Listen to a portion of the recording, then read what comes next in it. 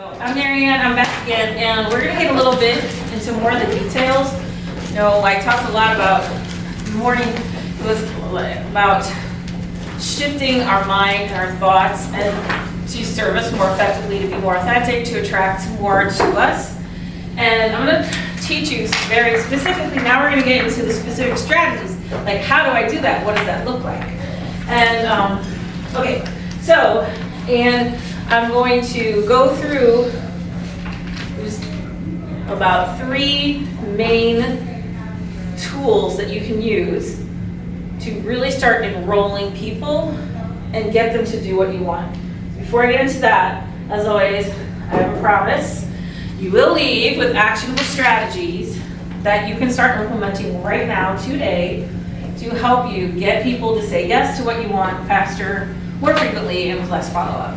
And another thing that I want to share is I eat my own cooking. So these are strategies that I use in my work every single day. And I wouldn't tell you something that I don't use. And like Sarah here, she's part of, well, like a lot of my programs. I work with the team here, Sisters of St. Joseph of Codependence, and then Sarah's in my coaching program.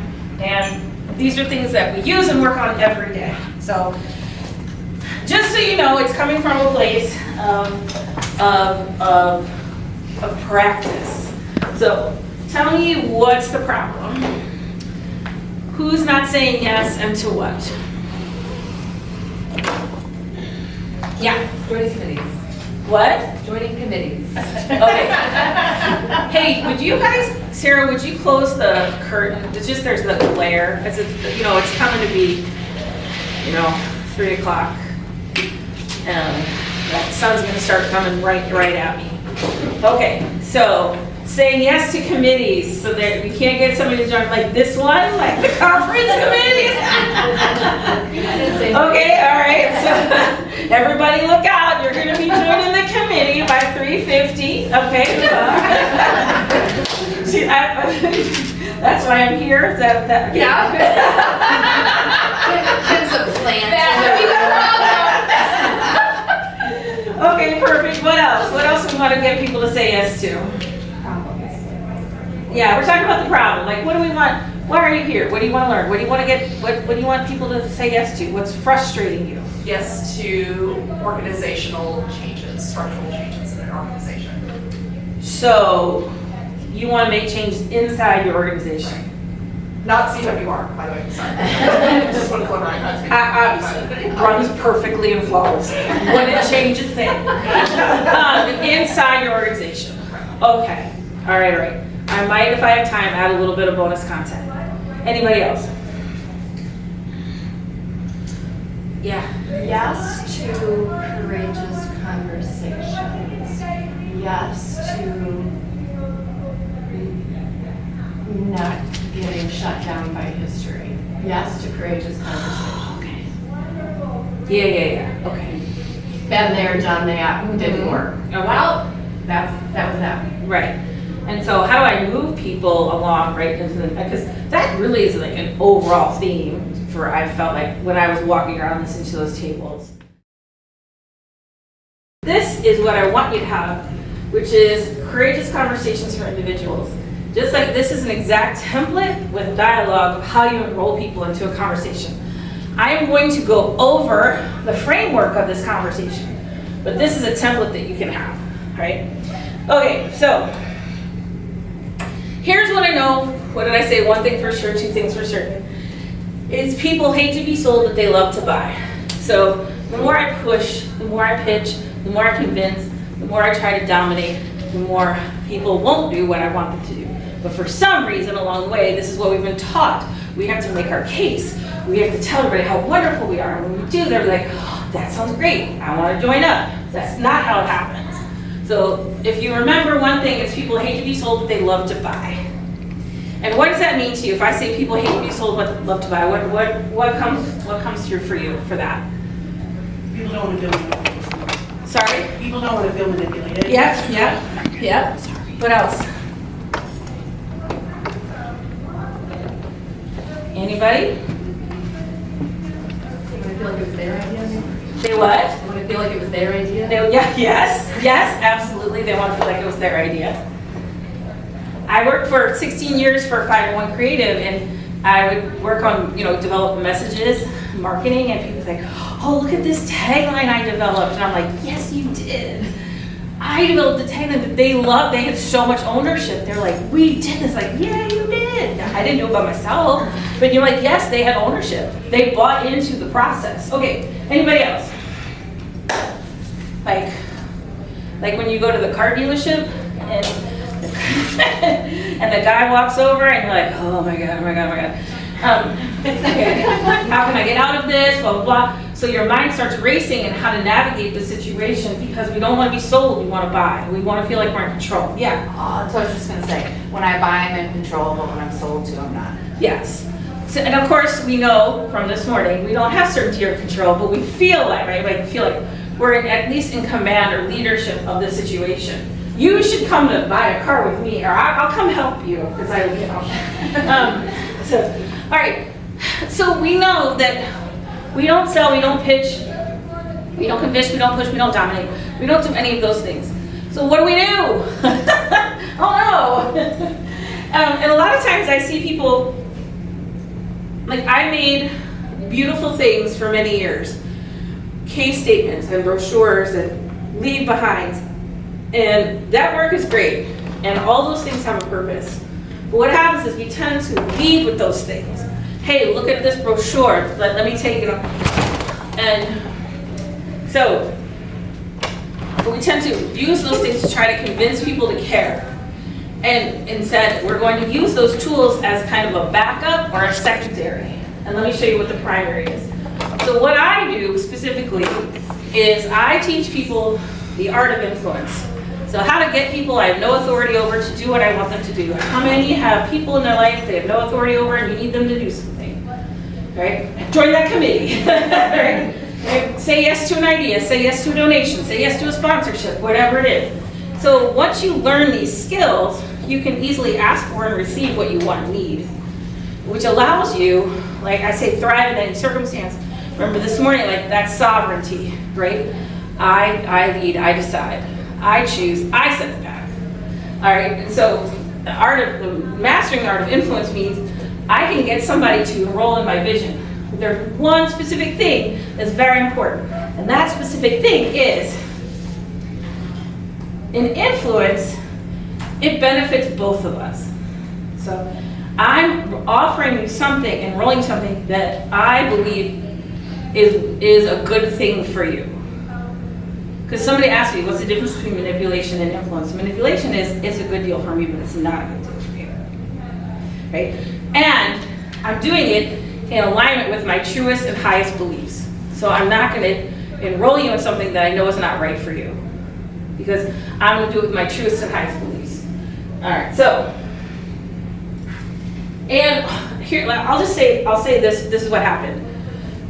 To me, oh goodness. Hold on. This is what happened to me when the COVID hit, and I was working with organizations on their messaging, and a lot of that work went on pause. And I have a coach, a business coach, Michelle, and I was talking to Michelle, like people want to hire me, and then they go to their director or their board, and the board's like, nah, we're good. Who wants to operate more effectively? Bah! And I'm like, okay, we're good. And they don't know where to go from there. And she goes, well, why don't you just teach them how to say yes? And I'm like, okay. Maybe I'll do that, because I really had nothing else going on. None of us did, remember that. So I created this course called Up-Level Your Influence, and I just said, hey, let's try it. Like, who wants to join? And from that, because once I can teach you to master the art of influence, and you can easily enroll people, imagine how much easier marketing is, fundraising, board, committees, anything where you need to get people you have no authority over to do what you want them to do. And it's the energy of choice. If they don't have, I need to do this, I have to do this. No, I get to do it. I'm choosing to do it. I want to do it. I'm excited to do it. That's the energy of choice. Remember, energy speaks louder than words, right? The energy by which we create guides and determines the creation. So we want to create where people are choosing, I choose it. Yes, this is great. Yes, tell me more. I'm so excited. Okay. So people will buy to the level that they feel seen and heard. So the beautiful pieces that I created, they're great. And they can support me, but my main job and your main job and all our main job is to allow people to feel seen and heard.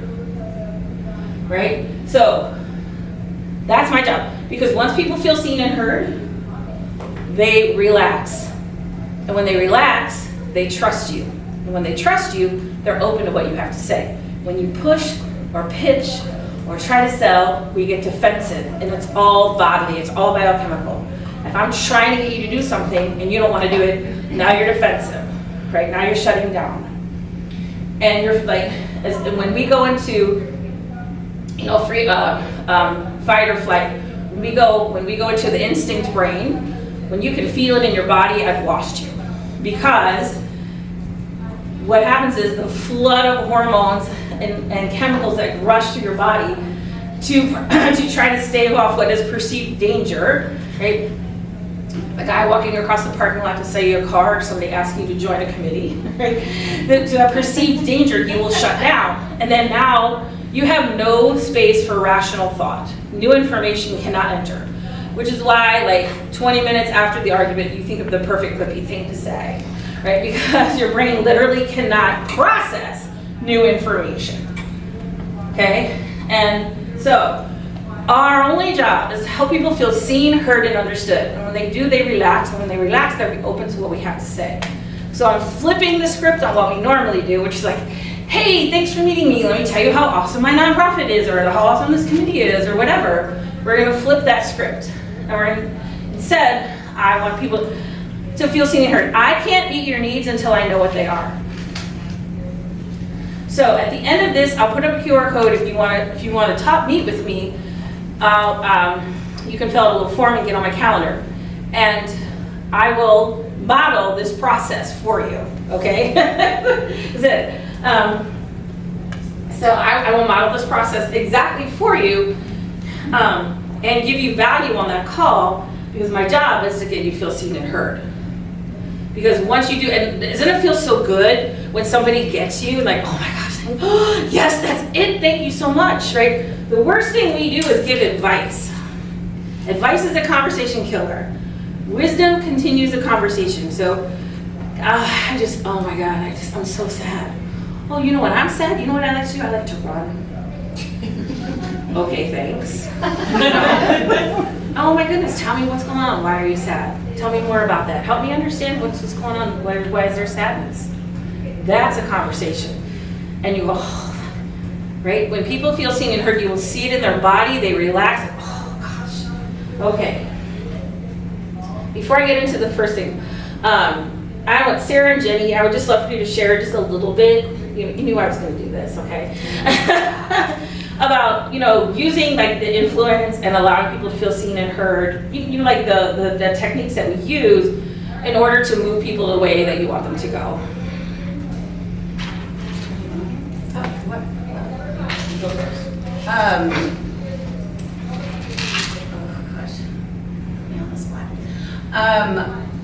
I think it really comes down just, having that conversation and talking to the person. I pretty much said it, and I think a big part of it is what Maryanne talked about this morning, is going into releasing the outcome. Not thinking about what we want to have happen, but seeing the person for who they are, asking them questions. And that really just opens it up. And I mean, I feel like I can't say much more than what you've said already, and how it just really helps build that trust and that relationship with that person. And plus it takes that stress off of yourself for feeling like, I have to do this, I have to get, it done. No, just get to know that person, have that conversation. Then once you find what maybe you two relate about, or the value of their matches what you're doing, then you can tie into that, and how maybe then that you can help them. So it's just really about having that conversation, and talking to the person. And I really appreciate what you said, because it is about listening, and I'm going to talk a little bit more about what that really looks like and why releasing the outcome is so important to listening, because we tend to see things through our own filter and only pick up on the things that we want to hear and really ignore the rest. Okay, Jenny. Okay, I have learned something that I have not mastered. Sarah is good at this. I am a people. That you were in pleaser. you were in the process of mastering. I am recovering. I am a chronic problem solver. She had to stop me this morning from There's solving a part a of me. non-problem. There's a part of me that's a problem chronic. Yes. There's a Uh-huh. part of me that's a chronic problem solver, Mhm. and I don't mean it to not hear the other person. I so much want to not see them have any struggle. So I'm not a good listener. I'm a very good advice giver.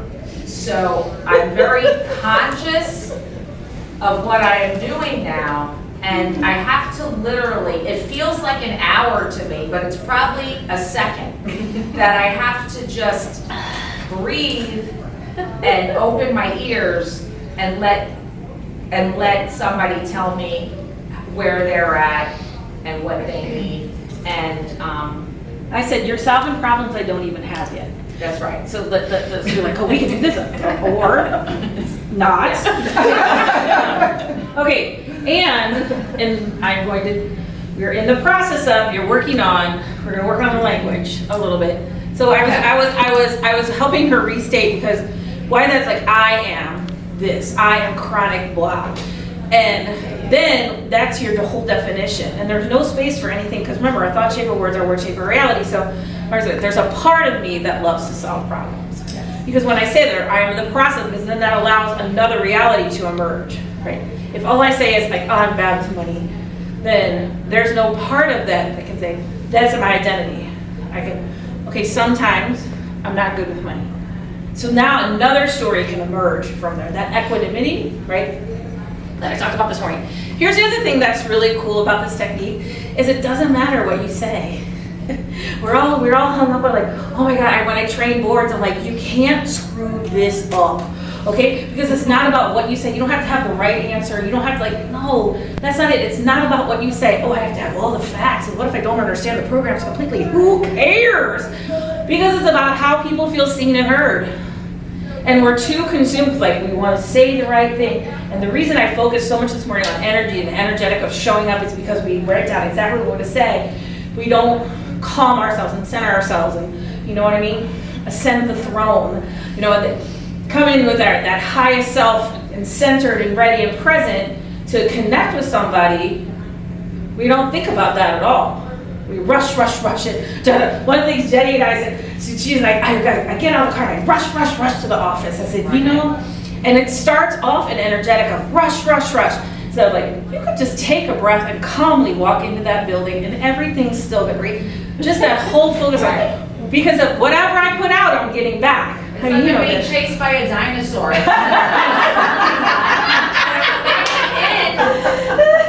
I'm like, what am I running for? And heels. What am I doing? So when I put out calm confidence, that's when I get back, right? So thinking about the energetic, but really it's not about what you have to say. It's not about having all the answers. Sometimes it's even better not to have all the answers, because you have a nice reason to follow up with people. It's about how you make them feel. And once you tap into that, so we're going to talk more what that looks like. Time check. Really would love to. 3:25. In these places. Okay, so you already know release the outcome. We talked about it this morning. But the more invested you are in an outcome, the more likely you are not to get it. What? That's so crazy. So, and it truly is, and Sarah can talk about this, because we work on this all the time, is releasing the outcome. And it's such a game changer. And if there's one thing you could really work on that I would encourage you, invite you to consider really tapping into, is this, okay? Because the less tied you are to the outcome, the more likely you are to get it. How is that even possible? Let me tell you. So, Maryanne would like to have her second floor remodeled, okay? Husband, not so invested in the process yet. So instead of saying, honey, here's what I think we should do, he's gonna be overwhelmed and feel left out. I say, how's that house making you feel? Because let me tell you, our house, COVID, teenagers and dogs and COVID, it was a beating. RIP those carpets. And so I said, hey, hon, how does the house look? Oh God, it's really bothering me too. What would it feel like to come home? Like, what do you want the house to feel like? And then he started talking about all the things that he wants to do, and I'm like, right, yeah, this is so great. I mean, and then what it came down to is he was all in. He just really, it was about how we paid for it, not that we did it. But by not pitching him, by inviting him into what his vision was for what we wanted and acknowledging his vision, then he was really open to what I had to say. And also, part of me had to be okay with that, because the front yard, I had to release the outcome. Because he was like not into doing the front yard. We had to replace a pipe 8 feet down, all the way. Our front yard was dirt. He was like not into it. And I'm like, you know what? Then I just left it. Because the more I push, the more it's gonna go. So, and I coached this person, and she said, I really want to buy this building, and I really want this building, and blah, blah, blah. And my board just keeps coming with questions and questions and questions, and I'm like, okay. And I keep answering the questions, they keep coming back. So anytime there's something circular like that, I know that we're not connecting. Because they keep coming back to the questions because feel like they're not being heard. Why aren't they being heard? Because she was invested in the building. I said, I want to tap into the part of you, that knowing part of you that knows that if you got the building or not, your organization is going to be okay. And maybe this isn't maybe there's another option. Because you're not being open to their questions. And even they wouldn't even say things like, oh, we're so sorry to ask you this. Because they knew how much she wanted it. But when she let go of the outcome and she answered the questions and really helped them and met their needs, then they're like, okay, fine. So release the outcome. So today I talked about vacation. Our kids, the ultimate release the outcome, right? I have these tied to the outcome of my children, what I want them to be, allowing them to be who they are. Somebody said your kids aren't a remote control that you just program to do what you want. They're their own people. So releasing the outcome and allowing to be open to whatever happens. So once we release the outcome, then our job is to listen, okay? And we want to listen. So I am obsessed, and I use that word with full chest, with second date update, which I watch TikToks of this radio show in Dallas, and they call it second date update. And somebody goes on a first date, and they thought it went really, really great, and they don't get a second date, so they call the radio show, and they bring the other person on, and the first person always says, we had so much fun. Did anything go wrong? No, it was great. It was perfect. Okay, thanks. Thanks, Kyle, for, and then they get like, okay, here comes Susan. How's it? Oh my God, it was awful. They had the same experience, right? They had the same, because they were at the same bowling alley. What was so different? But he was only reading the signals he wanted to see. And then she or he, doesn't matter, was only reading or only would get stuck in something that happened that they couldn't get past. And a lot of this is about asking for what you want. Like this woman didn't want to go on a second date because he had the top down and it messed up her hair.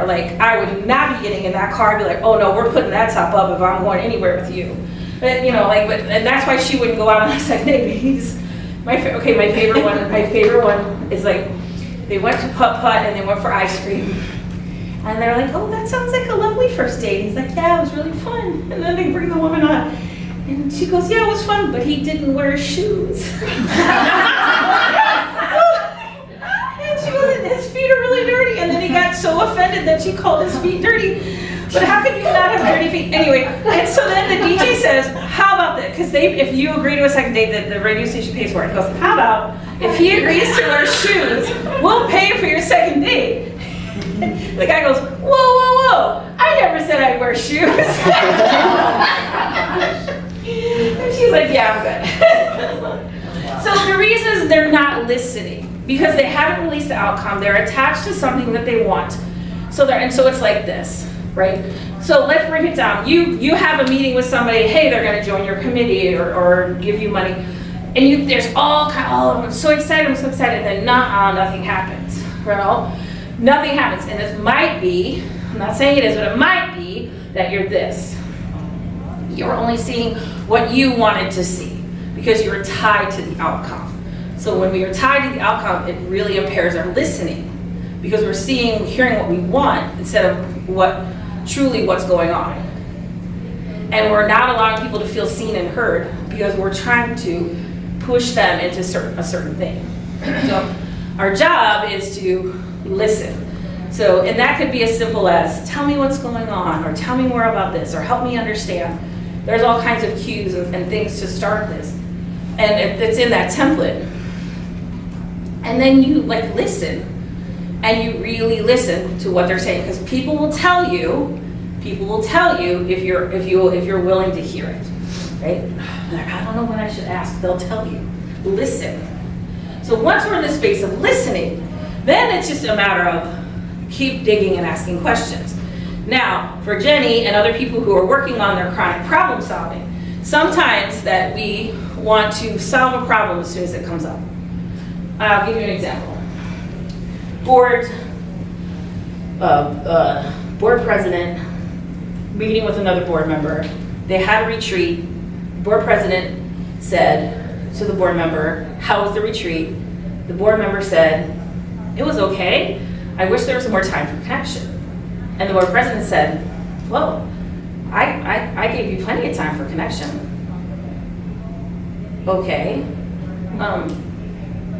Or you were asking for my feedback. So she wanted to shut that down because that was a thing that she really focused on, was giving them plenty of time for connection. And so now it's stirring up stuff in her. Oh, I gotta tamp that down because that's making me feel uncomfortable. So one of the things we practice is that staying sovereign and just not just because somebody throws down the trash doesn't mean you have to pick it up. You know what I'm saying?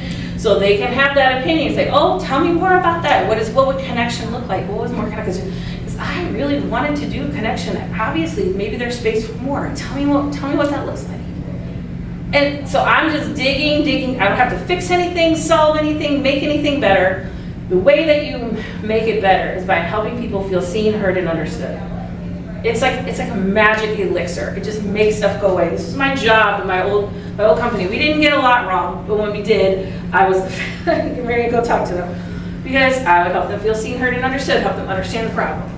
It wasn't about how we were going to fix it, is that we acknowledged that something went wrong, right? So when the donor gets, the thank you, and it's from this fund, but they gave to this fund, and the guy's all upset. And you're like, oh, it was just a technical thing. Oh, no. You're like, yeah, I'm sure it would hurt your feelings to know that we did not honor you in the right way. And that did not make you feel valued. Right? Do you see the difference between that? Because oh, I made a mistake. I want to fix that, push that down really quickly instead of just honoring. Yeah, oh yeah, that is absolutely. Thank you so much for sharing that. We will make sure that we, do it properly. So it's all about the listening, okay? And this is this is a practice. It's all a practice. All right, the third part is we call find your opening. So this is where the magic happens. So find your opening means is that there's something that you have or you need that I have that we could connect. A pain or a gain. By a pain, I mean relieving a pain, making something easier or better, or a gain, what something that they want. And once you hear that opening, you're like, oh, yes. And I'm gonna give you a ton of examples because I really want this to land for you. So let me give you an example. I was doing a workshop and this woman says, I have 8 ways that you can get involved with our food bank. Look at this. And I take it to people and I say, it was 11. Here's 11 ways that you can get involved with our food bank. And I was like, that is amazing that you have 11 ways that you can get involved. And so here's what's happening. When I give it to you, here, what do you think? Now I'm putting the pressure on her right? Oh, you're like this. Oh. and that, choice paralysis, nothing, I don't know, right? If I said, I love this, let's use this. So let's put this to the side. This is for you, not them. And listen to what they're telling you. And if they say, oh, we love experiential opportunities for our staff. We love team building opportunities. Oh, awesome. Tell me more about that. What does that look like? Well, I'm so glad you mentioned that because we happen to have team building opportunities. I'd love to share more about that. See, I can't meet your needs until I know what they are. So I always want somebody to go first so that I can understand their needs. Now I have context for this, right? So there's another story. My friend Jonathan, who took my course, and he wanted a sponsor for an event, and he went to see the guy. And the guy was like, this guy, a businessman that he knew, he had a relationship with him. And Jonathan runs a organization in India, and he wanted some funds to do some professional development. He has 50 employees in India. And he went to the guy, instead of saying, hey, would you sponsor this conference? He said, tell me what's going on with your business. And the guy, it was like a little post-COVID, 2001. And the guy starts talking all about how much he loves his staff, how much his staff worked for him, how he invests so much time and money into the development of his staff, and how he's so grateful because it was really difficult and they got through it. And John's like, wow, that is so interesting. Now, he had talked to this man many times before, but he never said anything. I was like, now, what do you think he gave him? An opening. And John's like, okay, now, just because you hear the opening doesn't mean you dive right into it, because if they're not feeling seen and heard yet, you don't want to go in. So then he continued the conversation, like, tell me more what's going on, and when it kind of came to his natural conclusion, Jonathan's like, I want to go back to what you said earlier about the professional development, because that's something I believe in too. And if it's okay with you, I'd love to share with you a little bit about a program that I have and see if you might be interested in sponsoring. And whatever you decide is totally okay. Okay. So I said two things in there that are very important. One is, if it's okay with you, they get to decide. That's called a micro commitment. So if it's okay with you, I'd love to share something with you. I'm asking for your permission as they go through the conversation. And yeah, if you say, no, I'm good, that's fine. And I'd love to share with you, and whatever you decide is totally okay. Because remember, the more power, decision-making power I give you, the more likely you're to decide what I want. And in fact, sometimes if I say, I'm not sure I'm feeling the fit, people will make a case to me about why they're fit, right? If I'm not hearing an opening, I'll say, I'm not hearing an opening. I won't say opening. Say, I'm not feeling like there's a fit. Like, are you feeling that? Well, yeah, you're not seeing that? And then they make a case for themselves, right? Can you imagine somebody telling you how much they want to be on your committee and why, right? Like, I don't know if you're the right fit. Oh, yes, I am. Oh, okay, tell me, right? So because I'm not attached to the outcome, and I can listen, and when I hear that opening, I'm like, I would love to, if it's okay with you, I'd love to share a little bit about this opportunity. And they'll go, yeah, sure. You know, I get, hey, will you sponsor this event? Here's all your things. What are you working on this year? What are your goals? And I would say, oh, stages. Oh, well, we're having this event. What if you sponsored and we would put you on stage? Now that's a conversation I'll have. But when I get that email with like, you can put all these things I'm not interested in, I go, delete, done, right? So, because no one took the time to assess my needs and see what they had to fit my needs. And there might not be, right? There may not be. But I'll tell you, I'm having an event in February, and I asked 2 people to be presenting sponsors, and they both said yes. So it works. It works. All right. So, any thoughts or questions about this before I go on? Release the outcome, listen, find your opening.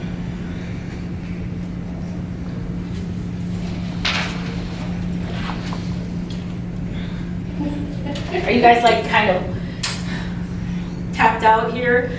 You know what I'm thinking about? What? The 2 examples you used, and I live them both.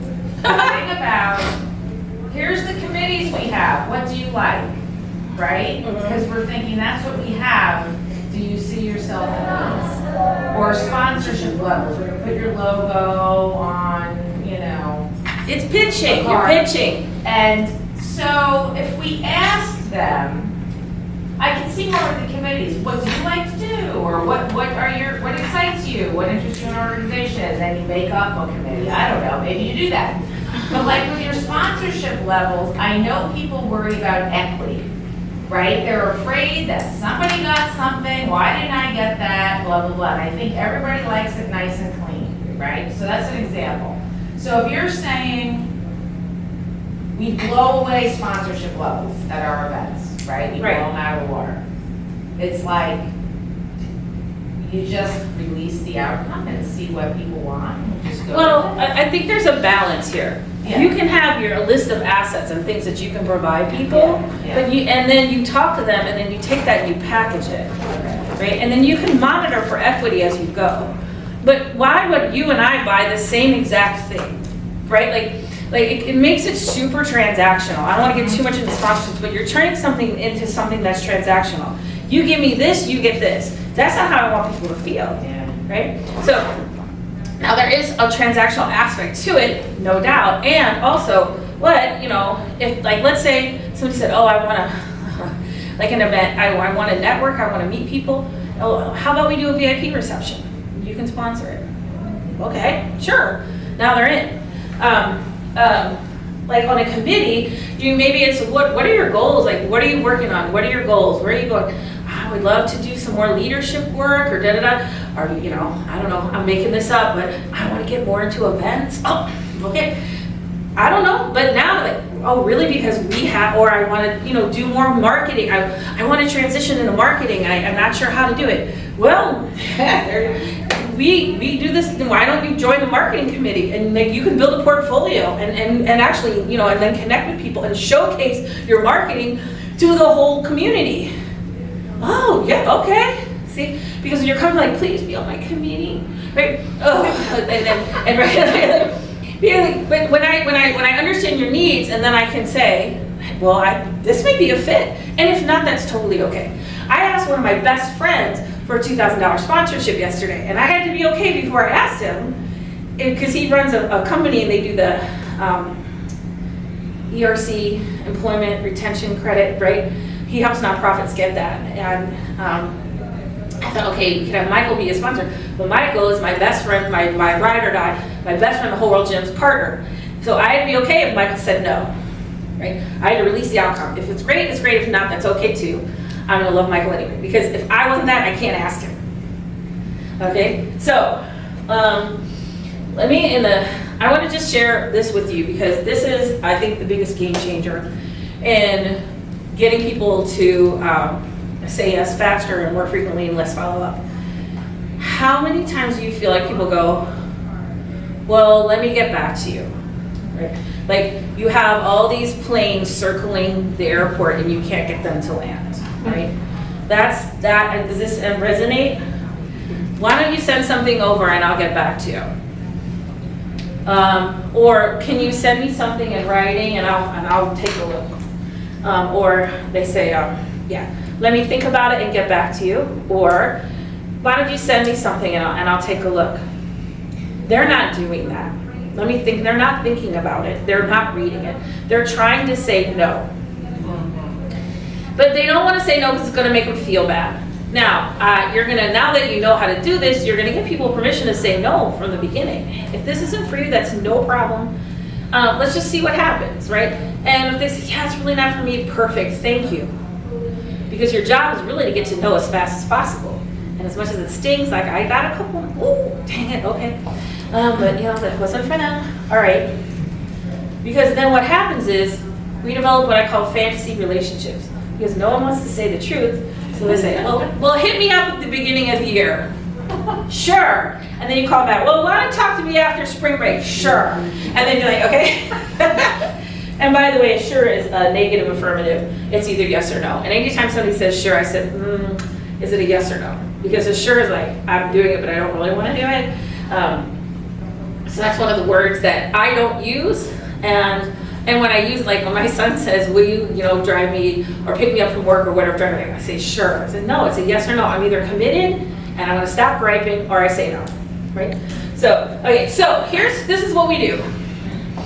If you wanna land the planes, okay? If you want to land the planes, and people say, let me think about it and get back to you, say, that is amazing. I'm so excited you're thinking about it. Why don't we set a time on the calendar right now? And you can think about it, and then we can get together and see where you are in your decision-making process, where you are in your decision. Okay, so you ask for the next meeting in the meeting. The farther you are away, the cooler they're getting by the second. So if somebody's like, yeah, that sounds really cool, and you're all hyped up about whatever it is you're talking about, like, great, why don't we get something on the books right now? We all got a phone. Let me get back to the office. Okay, I'm not pushy, all right? But I am commanding. And I will say, if this is great, let's get a date on the calendar. If not, no worries. It's totally fine. And most people are like, yeah, okay. They might cancel. That's okay. But if somebody says to me, why don't you hit me up at the beginning of January? Absolutely. What does the second week of January look like for you? And I will schedule something in that meeting, because now it's done. So one of my clients, since the first time she did this, she's like, Maryanne, I scheduled the meeting in the meeting. And she's like, and we're meeting, and she was, and the woman was like, yeah, sure. Like, you think there's gonna be so much resistances, and there's not. Okay, because you're the queen, right? You're the sovereign one. You're showing up as a leader to this conversation. It's your process. And you're like, here's what I'd love to do if this is okay with you. Why don't we put something on the calendar now? I'll send you everything over today, and then we can talk and see where you are. And again, whatever you decide is totally okay. I had a guy, he said yes to my event as a speaker, and nobody could get a hold of him, and my team, and they said, Maryanne, we can't get a hold of this guy, and I followed up and I said, hey, what's going on? He goes, oh, I didn't say yes. I said, I said I would think about it and get back to you. And I said, okay. Well, and in my head I was laughing because I knew I never said, let me think about it, get back to you. I would never give my power away to him that way. But that's that's fine. I said, hey, no problem, and I moved on, and I found somebody else. But because what I heard was a commitment, and that's fine. You see, but when I knew when he said, I didn't say that, because I just don't say that. And also, here's the other thing, you can't say it anymore either. You can't, you're like, what? You can't say, because you have to be in alignment. So you can't say, well, I don't know, let me think about it, get back to you. When you really mean no, speak your truth, and then say, this isn't for us, it's not the right time or whatever. And they may say, okay, like they'll try to downsell you, maybe they'll put you on a mailing list, that's fine, if that's okay. But let me think about it, get back to you, because you don't want, because the vendors that are calling or the people that are calling, and you don't want to say no. So if we don't, you can't have it both ways, right? So you no longer speak it, and you no longer accept it.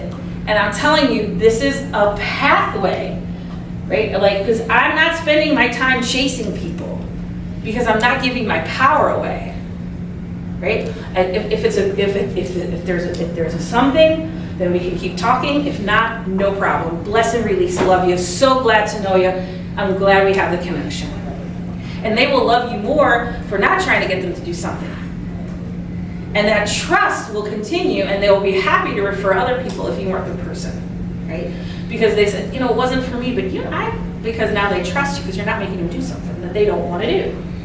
So land the plane, or it goes to another airport. That's it. And it's not that I want to say this, I don't want you to think 100%. I have to do this, so just start to try it. Try it one time. Just try to take the next step, whatever that next step is. Set that in the first meeting. Don't, because everyone says the same thing. Oh, let me get back to my office, or I'll call you next week, and nothing ever happens. And now you're calling them back and calling them back, and okay. They just didn't know how to say no. All right. So if you're interested in connecting with me, we can go a little bit more about where your situation is, what I do. There's a little form you can fill out. I'm happy to meet with you, and we can talk more about what I do and how I really help people get what they want faster and easier, right? And show up as a leader and, you know, really claim that sovereignty and your value and show up anywhere you want to show up. And so if you want to connect with me more, you can grab that time. And you know, any more questions? Because I think we're out of time. Are we out of time? 350. What do you got? Any questions? I wish you would train more sales forces because I have said no. And then they continually keep sending like a different rep to call me, or to the point now where I'm like, I will never buy anything from you. Right. Because you've annoyed me to the point because I know. keep saying no. It's like, I did a workshop and this woman said, Maryanne, I get it. I honor the no. I bless the no. But then I went back to my boss and my boss said, well, you can't get something from him? And she's like, no. You're like she had to stand her ground on that one. But it's, yeah, like that's why? And I think it works like once, you know what I'm saying? But it's certainly not. And if we want a long-term loyal community of supporters, right, that are going to be by our side no matter what, this is how you do it, right? Yes. I'm going to say, did you have a question or somebody? I did. Okay. All right. I thought somebody had a hand. All right. Yes. Sorry, fine. Could you just kind of go back to the bless and release part? Yeah. What do you mean? Like, Well, just what that process is, I didn't quite catch it. so the idea is like, what I release the outcome, and so let's say you have a meeting and it's like a really great meeting, and then you do due diligence and you do the follow-up. Okay, hey, that sounds great. You do your thing, I'll do my thing. Let's meet in 2 weeks. Oh yeah, you get them on the calendar, then you're done. And like it's like a bless and release, right? It's honoring the fact that there's no control or certainty.